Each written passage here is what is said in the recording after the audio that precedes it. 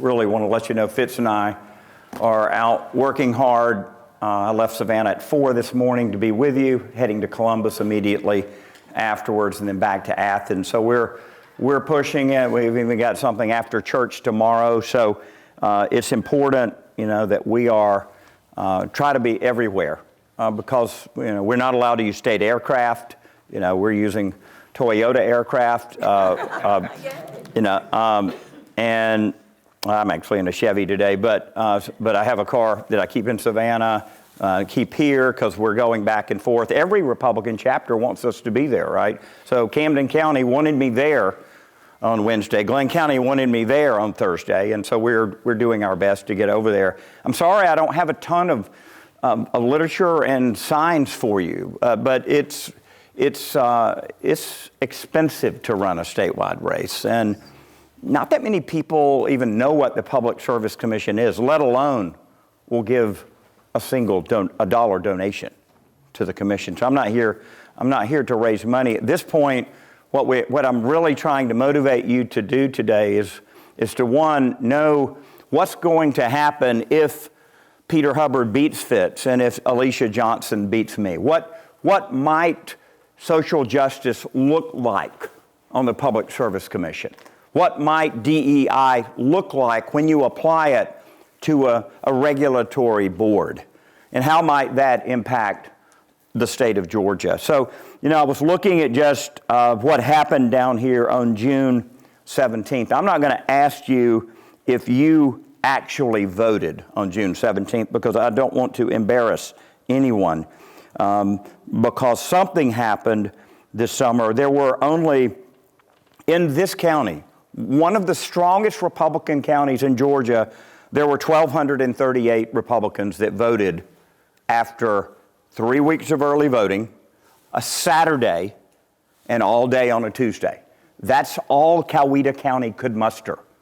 And there were 910 Democrats that came out. Are y'all that close to being taken over by Democrats? Is this county turning purple here? It is? Okay, all right. There wasn't very much advertisement for the election. Yeah, not much advertisement because there's nothing else on the ballot to drive you there, right? So like next year, you'll have all the Senate candidates. You'll have everybody running for governor, everybody running for lieutenant governor. You won't be able to go anywhere without seeing a sign or seeing a commercial. But this year, the only thing on the ballot on November 4th is Fitz's District 3 race, which is, here in your county, and my District 2 race, and 220 cities. Is Noonan having a mayor's race? Yes. All right. Is Noonan city limits mostly Republican, or is it closer? It's the most purple area. Yeah. Okay. All right. What do you think about the city of Atlanta? You think they're? Okay. Yeah. So they're having an election. So what's going to happen on November 4th is all these people are going to wander into their cities to vote for their mayor and council. And they're going to look at the top of that ballot and they're going to go, Public Service Commission, what's that? And they're going to see an R and they're going to see a D. And you know what they're going to do? They're going to pick the D.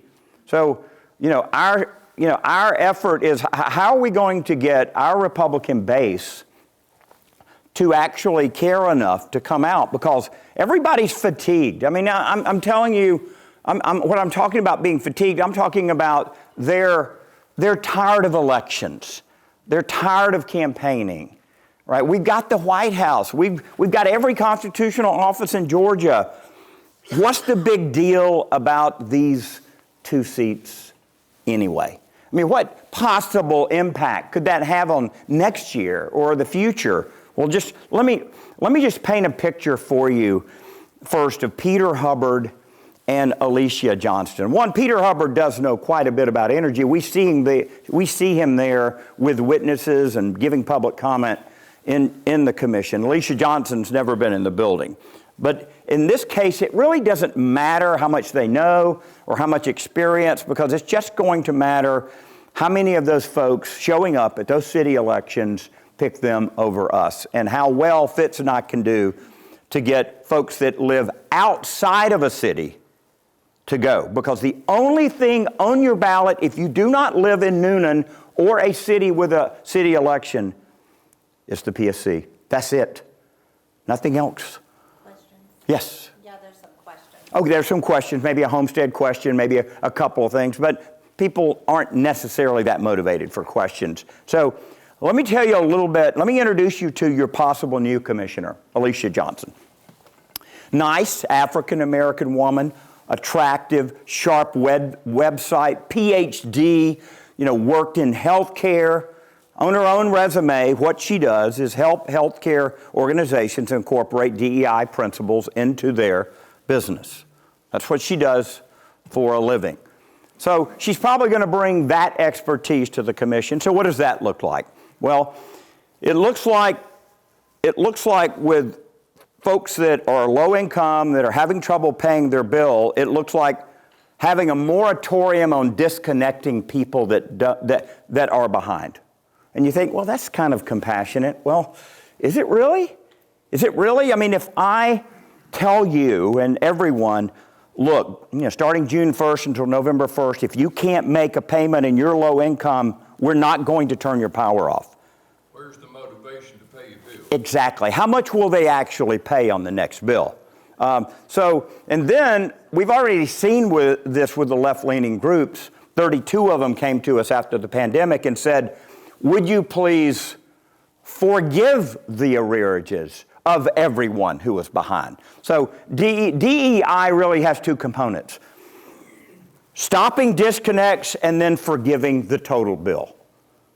Well, guess who's actually going to pay for that? Those that pay the bill. Yeah, you're going to pay for that. So that's number one.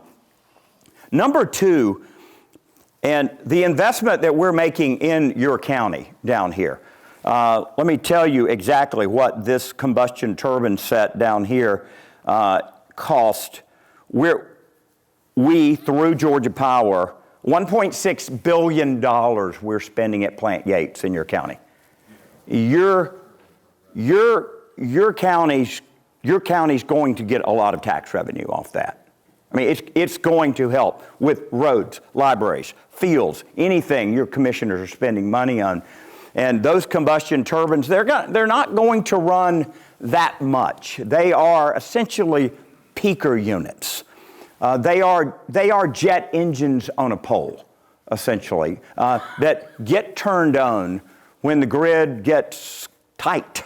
And we need those because, today's a pleasant day. We're not using a ton of power in Georgia right now. Businesses aren't really running, lots closed, manufacturing's closed on Saturday in a lot of places. But on July the 5th or 20th at 4 in the afternoon on a Thursday, everything's running, including your air conditions. So those peaker units at Plant Yates, very, very important. And you benefit from that. So Alicia Johnson and Peter Hubbard aren't real keen on fossil fuels. Well, guess what those units are running on over there, or will be? Natural gas. And, natural gas, especially in these new Mitsubishi turbines, it is extremely efficient. But Democrats in general hate coal with a passion, and they've killed it everywhere that they've gone. We still have 2 coal plants in Georgia. One of them's the largest in North America. Which one's that? Down in Macon. Right. Yeah, in Juliet. Plant Shearer. The other's in Cartersville, Plant Bowen. It's big too. So they hate coal. But you know what? Natural gas in their eyes is the evil stepsister of coal. They're coming after that. You don't believe me? Look at what's happened in New England. Look at what's happened in California. In an effort to punish gas, cities are passing laws mandating people convert their appliances to electric, or that all new bills have to be electric. So there is this war out there against fossil fuel. And frankly, we're 50% natural gas in Georgia.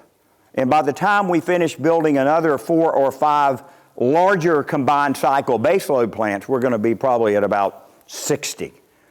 So we can't be closing these fossil plants or even talking about these fossil plants probably until 2050 or beyond. So if Peter and Alicia win, Tricia Pridemore, my colleague who's up next year, you don't think they're going to back a Brinks truck up to Georgia and say, we took out these two, we can take her out. And then they take possession of the Public Service Commission.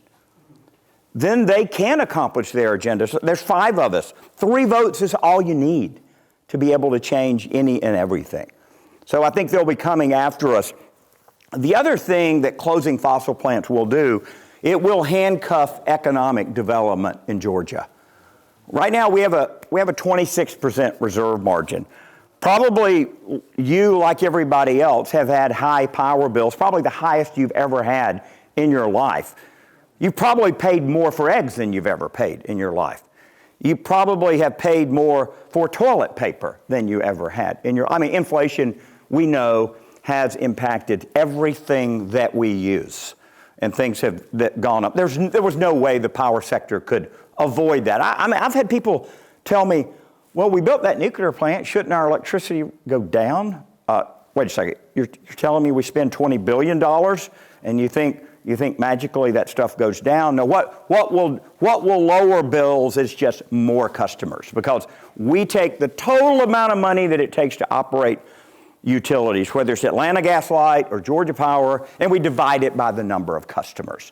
And so what goes into that numerator up there is all the cost of running that company. Think about this. During that last storm, 12,000 utility poles went down with the transformers on them, with the wires on them. It takes 4 hours just to put one of them back up with 4 guys and a very fancy truck. And those guys aren't working during storms for minimum wage. No, we're paying an extremely high rate to get them there, because you're moving away from the storm. They're moving toward it. They're sleeping in some man camp, taking a shower in a trailer, eating at a little pop-up table, sleeping on a cot. This is what it takes to restore power and restore it quickly. It takes an unbelievable amount of coordination, and it costs a lot of money to do this. Back to your future commissioner, Alicia Johnson and Peter Hubbard, with their hatred of fossil, will jeopardize our reliability, because one of the things that you could do to drop bills right now, we could cut the reserve margin in Georgia from 26% down to about 10%, and we could drop your bills $20 a month. We could just cut that reserve margin down. Well, the problem with cutting the reserve margin down is, there have been lots of days when we've needed virtually everything in the stack that we have. And when I say stack, I'm talking 52 sources of power, from the most efficient to the least efficient. And we turn them on from the top going down. Those nuclear plants, they're running all the time except when there's an outage to refuel. Those are our most efficient. Of course, those coal plants are extremely cheap as well, because they've been there a long time. We've paid most of that equipment off.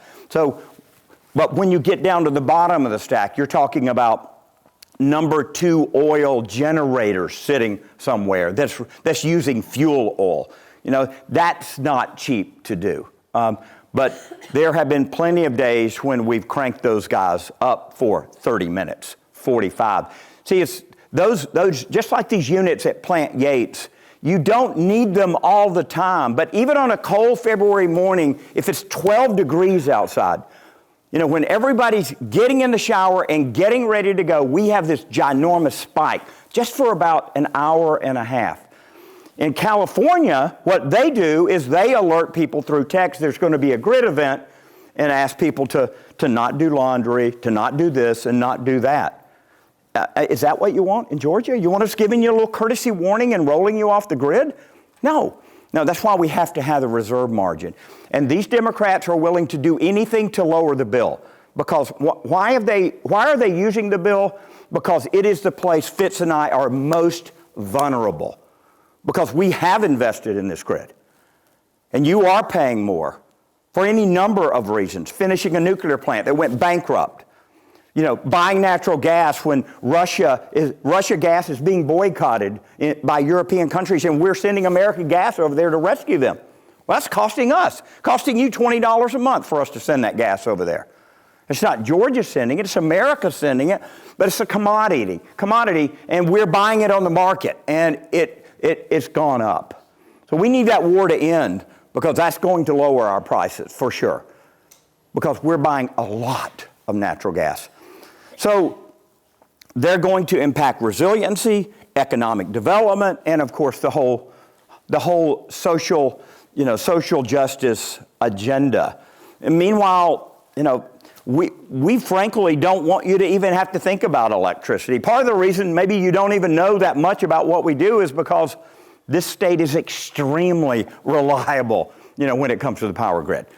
I mean, that's a credit to the Southern Company and Georgia Power.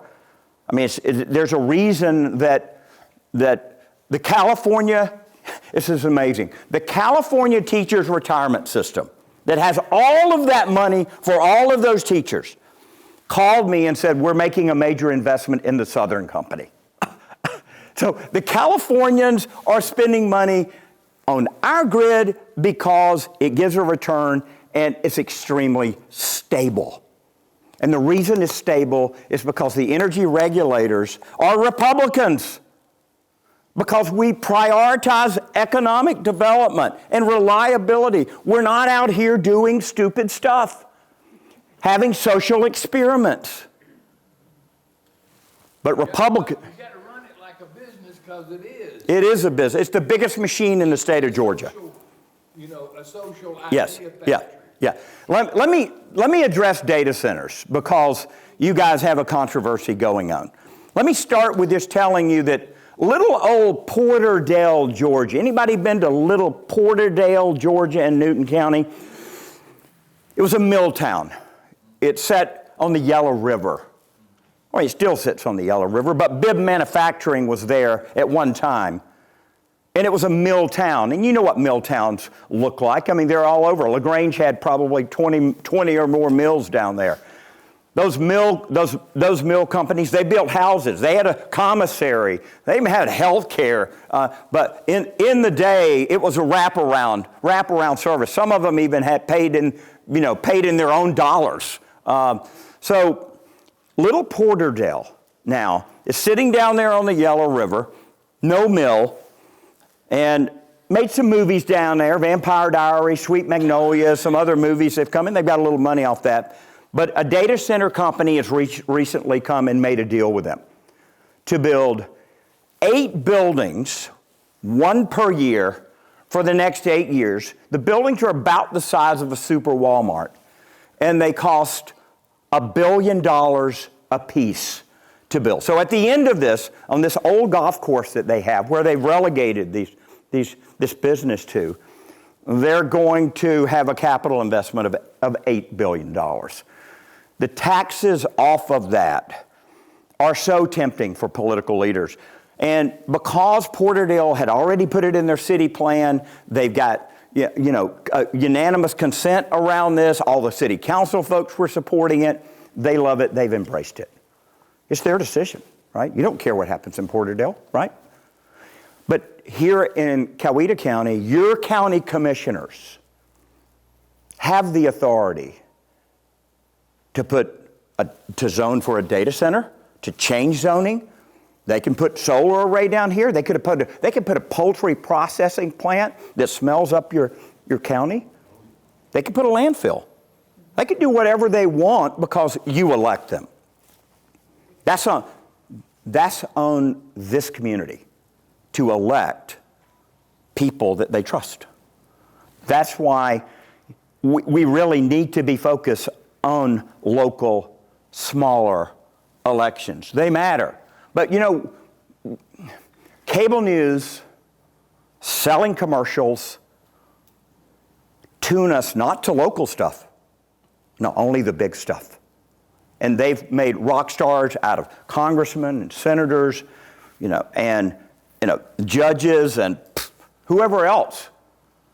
I'm not saying we shouldn't be watching cable news, but if it causes us to minimize the importance of local officials, we've missed the mark. So your county commissioners will determine what your data center policy is. There are counties giving, like Douglas County, giving data centers a tax abatement to come. What do I mean? They say, you don't have to pay taxes for 5 years. Come here, please. Come to our data center park that we've built right by the Chattahoochee, and we want you in our community. And then there are others like Atlanta that have put a moratorium on data centers. No, we don't want you here at all. My friends, this is up to you and your officials to make this decision. Let me tell you what my job is. I am a financial regulator for Georgia Power and Atlanta Gas Light and about 25 phone companies, and I have some authority over 41 EMCs. Their financing projects, their pole attachment bills at EMCs. But let's go back to Georgia Power. Georgia Power comes to us on a systematic basis every 3 years for energy planning, and they will lay out for us in giant notebooks, these are the businesses that we've signed agreements with, and we need you to approve us spending $1.6 billion at Plant Yates, building this over here, starting another nuclear plant, improving the scrubber at this coal plant, buying these trucks. They lay it all out, and we dissect it. Our staff dig into it. Do you really have to have this? What about that? Should the reserve margin be 26 or 27 or 25? I mean, we're debating all of these things. Ultimately, we are not a consumer watchdog group that's out here, making sure poor people have what they need to pay their bills. That's not my job. The Salvation Army can help with that, and I give them money every month to help poor people. You can give through, this church could help. This church probably does help people with utility bills. But it's not the power company's business to subsidize people, and it's not the government's business, in my opinion, to do this. This is charitable giving. My job is to make sure that utility has the money to build and spend $1.6 billion at Plant Yates so that we can have the power we need on a cold February day or a hot August afternoon. So I don't really care where the poultry processing plant goes, where the data center goes, where the solar field goes. I am not focused on that. I don't mean to sound like I'm not a caring person. I have 7 children. I'm an ordained minister. I do care. But it's not my duty to do the job of your county commissioners. That's their job. Their job is to zone. Their job is to improve your county roads, to fix your ball fields, to build your library, to do all the things that you have to put up with every single day. And you get them in front of you, or you talk to them when they're running for office, and you find out what they're all about. So with that, does anyone have any other questions on the data center thing? Because I know this is such a big deal. Yes, sir. Tell me your name and your question. How about speaking about these potential for very small nuclear reactors, like submarines and aircraft carriers have very small nuclear? Are we going to see that at some point, or power these things? Yeah, you for sure will see it first in Tennessee. They're building one in Canada right now, a GE Hitachi 300 megawatt reactor, which is about a quarter of the size of one of the Vogtle reactors. So it would take 4 of them to equal one of ours.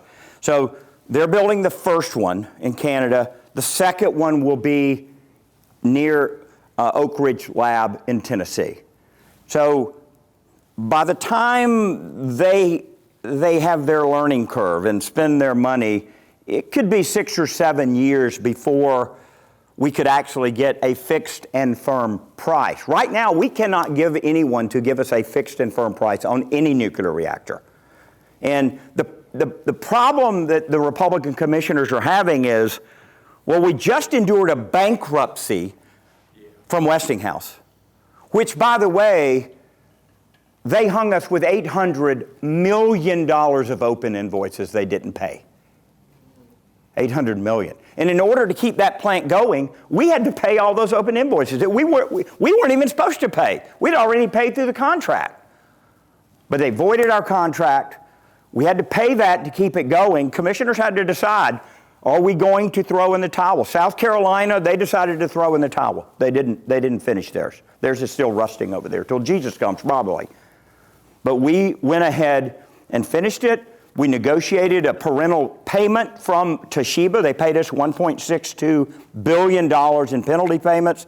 And then we made Georgia Power eat about $2 billion of it. So, and I'm not excited about making them eat money. I'm really more excited about getting good deals, honestly. And it started out to be a good deal. I mean, it started out to be a great deal, but by the time we got to the end, it was just a mediocre deal. So I'm glad we finished it. But back to your question, I think if I were going to vote to build more nuclear today, I would probably want to build what we've already done before, because we've got all that institutional knowledge. Plus, we need all that power. Think about this. If we ever get another Biden and they have the Senate and the House, they're going to bring the hammer down on our coal plants. Trump is giving them a reprieve, praise God. But if they ever take everything again for, say, 8 years, that's enough time to bring the hammer down on it. What might they do? They might tell us, yeah, you can keep that going if you sequester all the CO2 and pipe it down in the ground. Well, I just came from Jessup, Georgia, the most porous and permeable soil in the state. And you know what they were asking me in their Republican Party? What's this about putting CO2 down in our ground? You're asking about data centers. They're asking about CO2 going down into their soil. And frankly, if we have to sequester that carbon and send it down a pipe, we might as well just close those plants, because it gobbles up a lot of power to compress the CO2 and then pipe it 200 miles. Has to stay under pressure. And all of the drilling and the monitoring and everything, not to mention, we've never really done this before. So I would rather go ahead and start on some more nuclear plants. That's what I'd rather do, because eventually we are going to close those coal plants, and we need something to take its place. Let me get to another question. Yes? Your name again? Alan Brady. Hey. So you're saying, are you in favor of going to the gigantic one-off custom nuclear plant like Hatch and Vogtle, or like this gentleman said, the modular? They're a manufactured item, and I think I've researched this somewhat. The only reason that they're so vague is because nobody will commit. And the enormous amounts of money that have been spent in this state alone for green. Mm-hmm. That is, in my opinion, mostly a boondoggle and a payoff to certain favored individuals. If we could promote, if you guys could promote, say, for example, a data center wants to go in, make it a requirement, okay, you have to create your energy source. And if it's all this thing that they promise you, that should be a small problem. Let me address this. First of all, can I pick on you for a second? Sure. Are you asking me to build another first-of-a-kind nuclear plant? No. Okay. Are you okay with me building the sixth one? But if you have to start over with that outrageous permitting and design process, if you like France, where they build the same thing over and over again, it's truly... Totally agree. Totally agree. If that's true, then fine. Yeah. But I don't think that'll be the case, because they won't let it. Well, right now, what we have the expertise on is the big one. We've got the expertise on it. Southern Company, Southern Nuclear, and we have all the craft labor that have all the experience. So I think I'm just telling you what I've heard my fellow commissioners say. If they were going to build another one, we would have to be protected against bankruptcy by something. Who can ensure that? Only the federal government, only the DOE can provide enough insurance for a $20 billion project. And so without that, we're just going to build gas. What caused that bankruptcy? What was the cause of it? Yeah, the bankruptcy was a first-of-a-kind project There you go. that no one knew what to do on. Yeah, okay. So to your second question on the modular aspect of it, really they sold us on Vogtle being modular, because each little module, they called it, the CO2 module, the C10, the C6 module, was like a Lego set, and then you took the crane, you built it over here, you picked it up on the crane, and you put it down in there. And so before Fukushima happened in 2012, there were 20 states that were going to build those things. And that's what it had been priced at. But once the Japanese accident happened, everybody dropped out except us in South Carolina, leaving us with just 2 units being built, and we weren't able to get the economy of scale. So, good question. I'm going to keep going on the questions. Anybody else? Yes? How do we know, and this might sound stupid, because I don't really understand a lot of it, but we are told that data centers take an incomprehensible amount of utility, electricity. So how much more room do y'all have for these things? So they were proposed, I'm going to say 3 to 5 more in Coweta, and we've already got one that I know of. How do we know you've got room for them? Yeah. Well, that's what you've hired me to do. I know, but I want to know. Like, Yeah. when they propose one, I'm going to say, hey, they only have room for 3 more, and there's 10 more than Well, the state. well, let me just say, there's a reason hyperscalers are filthy rich, because they don't hire stupid people. They don't enter into agreements that they don't know they have. So they're not going to build a data center unless they have the power locked down, period. And I checked this morning. On the way up here. I sent Georgia Power a note. I'm about to get some questions on data centers on this one Coweta project. Give me the scoop on this. And his comment was exactly what I thought it would be. Commissioner, we have the power for the unit. We have it, and Georgia Power will be serving it if they build it. So, because we tell the data centers how long it's going to take them to get power. One of the reasons they're coming to Georgia is that we're not saying 10 years, we're saying 4. And they're coming here because we can make the power available. And you know what? That power company has an obligation to serve, whether it's a stinky poultry processing plant, or your data center, or some distribution center, or some Hyundai plant. They have an obligation to serve, and we are the financial regulators who have an obligation, a constitutional duty, which I've sworn to uphold Georgia law to make sure that these utilities have the money that they need to operate. That is my most important duty. But isn't there a limit to the amount of facilities you currently got that you can say, yes, we can abide 10 more data centers? We're going to double the power. We're going to double the power grid over the next 8 years in order to accommodate them. That's right. Doubling the power. Double. Now, here's what we've told them. In January, we said, if you're a data center and you're coming here, here's the new rules. Listen to me, here's the new rules. No longer can you just have a 5-year commercial contract. You've got to sign a 15-year contract. That's number 1. Number 2, we're going to charge you a higher minimum bill regardless of whatever you use, because we're going to get your money sooner. And number 3, and most importantly, you are going to put down a security instrument, a bond, a letter of credit, or a parental guarantee, because if you get a better chip or you leave in the middle of the night, we're going to get your money. And I know that sounds a little bit ugly, but we felt like if we didn't and they left, it would fall back on you. And so we have taken unprecedented action to make sure they don't hang us with this stuff. Yes, ma'am. 2 questions. Was there some confidentiality of the cost of what Georgia Power is incurring for these data centers? Right Always. now? Always. I saw it something like 2028. Why is that? Why Yeah, can't we because see?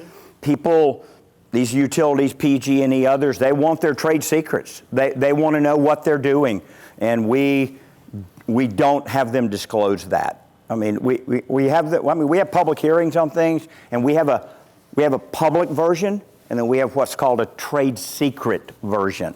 And in order to see that trade secret, you have to sign a non-disclosure. You have to swear, under penalty of perjury, that you won't disclose that information. We're protecting the utilities, and there's a whole bunch of companies that get protection like this, that make you sign non-disclosures before they let you see kind of behind the curtain. What's your second question? When you have these large energy consumers come to Georgia, how do we know that you are equally or being fair in charging the people who are using the high-cost energy versus everyone else that's already existing? You know, there's a lot of companies that like what's called real-time pricing. And Georgia is one of the few states that does this. So let's say he has he's Gerdau steel, and he's taking scrap metal and turning it into rebar. Those furnaces are really hot. So they're using gas, they're using electricity. But from 2 to 7, on real-time pricing, when the energy load starts to get higher, we charge him more money. We're sending him a signal that, you know what, you were paying 4 cents this morning, but you're paying 30 right now at 3 o'clock. And a lot of these big companies, both in Elberton, where they cut marble with lasers and other high intensity energy equipment, and steel manufacturers, they will actually be watching the Georgia Power real-time pricing, and they will actually shut their plant down for an hour and a half to avoid paying 30 cents. So you're not paying 30 cents at home. You're probably just on the R rate. You're paying the same at 3 in the morning as you're paying at 3 in the afternoon. But his company has to hire an energy manager to make sure they don't get out of control at 3 o'clock in the afternoon. That's what we're doing. We don't want to discourage manufacturing, but we do want them to pay the real cost of the energy. We're not making you pay the real cost. We're just averaging it for you and making it easy. I guess because you said the way you get energy costs down is to have more customers. Yes. So I just want to make sure that when you say like this data center that's already here in Coweta, and they have this other proposed one, like how do we ensure and know that if this gets approved, it's not going to raise all of our costs?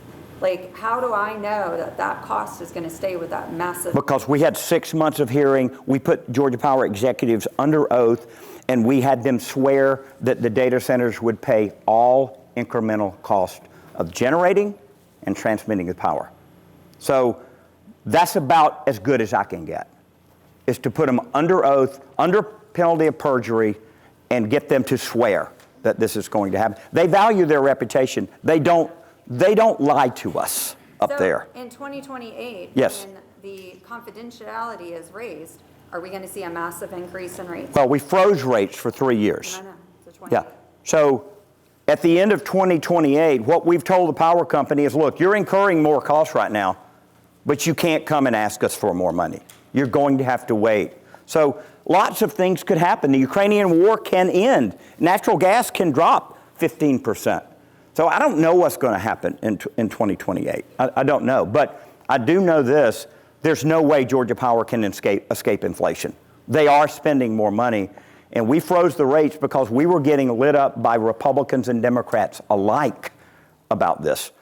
And we have one ag commissioner, one insurance commissioner, one school superintendent, but for some reason the founding fathers of Georgia gave you 5 public service commissioners. I mean, you think, why do we need 5? Because the energy grid, the gas, the electricity, is the most important piece of infrastructure that we have that impacts you every single day, that causes businesses to come, to stay, or not to come. And if we're not prepared for this, then Georgia is hurt economically, and you have an opportunity every 6 years to throw us out of office. And I may get thrown out on November 4th. I'm fighting for my political life. I've been on this commission for 15 years. Let me wrap this up now by just saying, look, many of you know me or know about me. Married 42 years, 7 children, ordained minister, founded Teen Pack in my 30s and 40s, training young people, not just in Georgia, but now in all 50 states. No one, maybe other than Charlie Kirk, has trained more high school students than I have. So I'm sitting here in this no-name, obscure office with my friend saying, why don't you run for something important? Because God led me to run for this office in 2010, and He has not released me from this office yet. And that's how I order my life. You know, I'm a believer, and I follow God's will as best I can. And I believe God wants me here. And I liken it to the biblical Joseph. Joseph, sold into slavery by his brothers, falsely accused, becomes prime minister of Egypt with an obscure public service commission type task. Store food. Store food. He saved a country and he saved his family. It was obscure, but it was important. And I liken myself to that kind of a job, that I am saving electrons. I'm saving gas molecules so that your life is better, so that Georgia can prosper. Do you know that's a Republican distinctive? Prosperity. We want people to prosper.